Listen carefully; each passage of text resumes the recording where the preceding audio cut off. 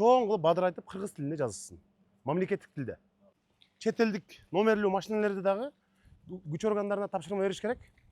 Бардыгы жакшы карашсын, мыйзам бузбасын, жанагынтип тротуарга чыгып айдап, биздин мыйзамдарга баш ийбей укпаса, тоготпосо, көңүл кош мамиле кылса, тизмесин бересиңер мага. 1 сааттын ичинде булардын баарын тартипке салып оңдоп коебуз. Текшерүүлөрүбүз кайсы бир өлкөгө же кайсы бир улутка каршы саясат эмес. Биз ишкерлерди колдойбуз. Бирок ошол эле убакта биз мамлекеттик тил мыйзамын сакташыбыз керек. Анткени билесиздер, мамлекеттик тил мыйзамы азыр конституциялык мыйзам. Ал жерде так жазылган мамлекеттик тил жөнүндө, расмий тил жөнүндө. Мисалы бул жерде мына Чүнчүн холга ачы шорпосу, мына биз келет кот деп булар муну жаап коюшту. Көрдүңөрбү? Азыр ыкчам жапкан.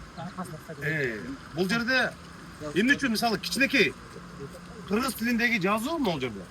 Жумабидин, силер алмаштыргыла муну. Кичинекей кыргыз тилиндеги жазуу чоң кытайча жазылган, бизди келет деп жапкан мисалычы. Анан могу киреберишиндеги айнектерди карагыла. Көрдүңөрбү? Ушул жазуу кыргызча жок. Ушунун бардыгын кыргыз тилинде сөзсүз болуш керек. Кыргыз тилиндеги жазуу тамгалар башка чет эл тилинен көп чоңураак болуш керек, көрүнүп туруш керек. Мисалы монун бардыгын алдырыш керек. Азыр мына Шанхай сетни көрөлү жүргүлө. Силер менен чоң эле. Буларды мисалы мына англисчеде турбайбы, duty free shops деп. Ошону жазыш керек да мисалы. Бир эле биз мындай кытайча эмес, англис тилинде, орус тилиндеги көрүнөк жарнактарды эле мына сиз мыйзамды жакшы билесиз. Мисалы мына кирип келатканда тиги добро пожаловать деп орусча жазылып атат. Китайский эмне дейт? Маркет дейт. Мисалы. Мына Шанхай акча алмаштыруу туура эле бул. Мына ушундай кылып жазыш керек, чоң кылып, жакшынакай кылып. Анан мына күч органдарынын өкүлдөрү да бар. Ушул мына ар кайсы чет элдик номерлүү машиналерди дагы күч органдарына тапшырма бериш керек. Бардыгы жакшы карашсын, мыйзам бузбасын, жанагынтип тротуарга чыгып айдап, көзгө илбей андай жоруктар такыр кайталанбаш керек. Мисалы бул жерде дагы мына Кытай тилинде өтүп атат. Мыйзамда мамлекеттик тил мыйзамда так жазылган. Биринчи кыргыз тилинде мамлекеттик тилде болуш керек. Мына орусча, кытайча. Ушуну дагы мына азыр бүгүн десем дагы кеч калат. Азыртан баштап ушунун баарын оңдошсун. Карабайсыңарбы тамактар? Бир дагы кыргызча жазуу жок. Бүт кытайча жазуулар мисалы монун бардыгы. Эмне бул эми? Монун бардыгын айткыла дагы азыртан баштап ошолордун бардыгын чоң кылып бадырайтып кыргыз тилинде жазылсын. Мамлекеттик тилде. Сиз билесиз, мына 26-чы беренеде так жазылып турат. Көрүнөк жарнактар боюнча мамлекеттик тилде сөз биринчи кезекте жазылыш керек. Мисалы, карабайсыңарбы, кафе бул сырттан келген коноктор мына гостиницага келсе мисалы отелге. Айтат да бул бир дагы кыргызча жазуу жок мисалы. Расмий тилде жок же мамлекеттик тилде жок. Бүт кытайча жазуулар. Ушунун баарын мына 1 саатка калбай бардыгын алып оңдошсун. Эскертүү да бергенбиз. Эскертүүнү тоготпогон болсо, айып пул салыш керек буларга. Буларга Жумамидин очойтуп айып пул салыш керек. Мисалы бул жерде карагыла, мамлекеттик тилде бир сөз жок. Бир сөз. Мына ушуну абайлаш керек. Бирок мен мына урматтуу журналисттер турасыздар, бир нерсени баса белгилеп коеюн. Мэриянын кызматкерлери өзгөчө. Жанагы бөрк ал десе баш алып дегендей, ушул текшерүүдөн, ушул рейдтен кийин дароо эле келип анан бизнестин баарын баса калып, талкалап, жаап кирбегиле. Эскертип, жакшынакай айып пул менен 1 сааттын ичинде булардын баарын тартипке салып оңдоп коебуз. Мындан ары кайталабасын. Бирок анан ушул башка тилде жазып койсуңар деп келип, аларды баса калып, күлүштөп, эшиктерин жаап, андай кылбагыла. Бирок жакшынакай кылып туруп, мындан ары мамлекеттик тилде мыйзамды сакташсын. Азык-түлүк дүкөнү Шанхай деген дүкөн экен. Продуктовый магазин, асты болсо кытайча. Мамлекеттик тилде бадырайтып чоң кылып азык-түлүк дүкөнү деп ушуну жаздыргыла бардыгы. Буларга 1 саат убакыт. 1 саатта бардыгы тазалап жакшына оңдоп чыксын. Экинчи мындай жаздырбай тургаңларыбыз. Бирок дагы бир жолу эскертип коеюн, мына күч органдарынын өкүлдөрү да жүрүшөт бул жерде. Бул эскертүү келип эле анан баса калып, бизнестерин баарын жаап, күлүштөп, талкалап, мындай ашырып ийбеш керек да. Мыйзам чегинде жакшынакай аракет кылабыз. Ким бар? Жетекчилерден бирөө барбы? Мамлекеттик тил боюнча. Сиз жооп бересизби? Котормочубуз бар, могу жетекчини жөнөтүп коюңузчу бери. Саламатсызбы?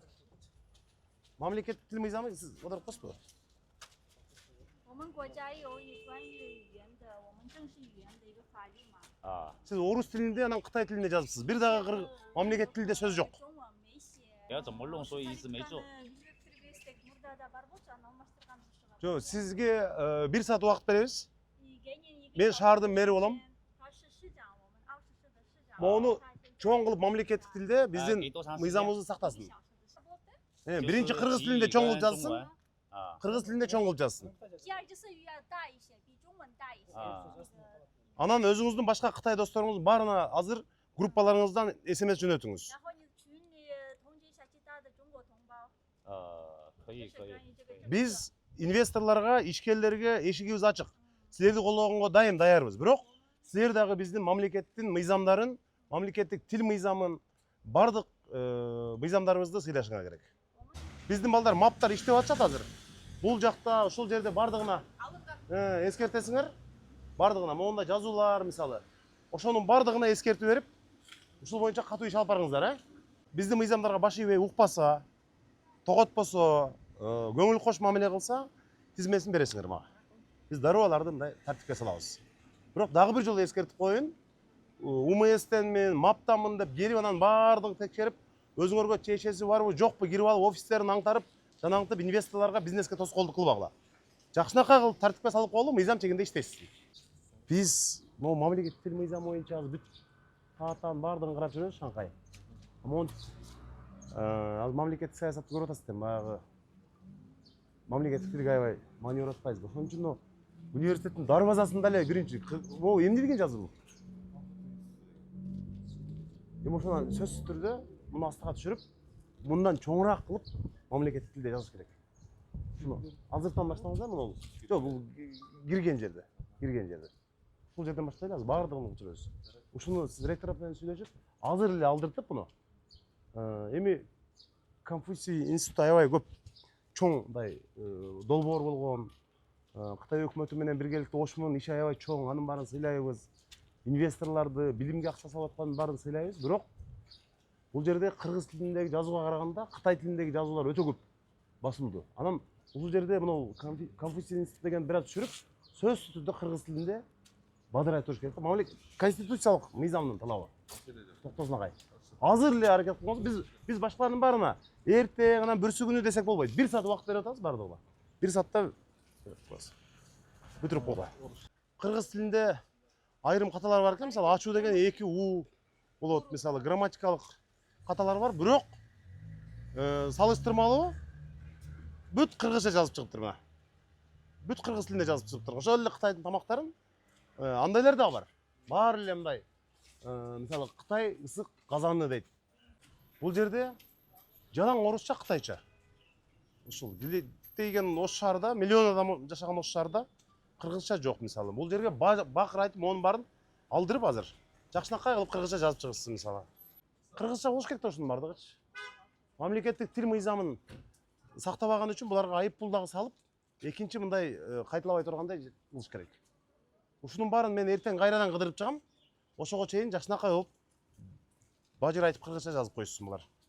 Билесиздер да, жанагы парламентте чоң мындай тоскоолдуктар менен мамлекеттик тил мыйзамын конституциялык мыйзам кылганбыз. Биринчи кезекте ошол жерде көрнөк жарнактар тууралуу мына 26 беренеде так жазылып турат. Биринчи ушу мамлекеттик тилде, анан расмий тилде депчи, мисалы. Биздин азыркы милдетибиз сөзсүз түрдө мамлекеттик тилде болсун. Булар бизнес катары иштей берсин. Шаар инвесторлорго, ишкерлерге жолду ачып берип атабыз. Бардык документтештирүү мурдагыдай эмес, бат-бат ыкчам жасап беребиз. Бирок ушу мамлекеттик тил мыйзамын, Кыргызстандын мыйзамдарын сактап, тартиптүү болуп, жакшынакай болуп жүрүшү керек. Маңызы ушунда.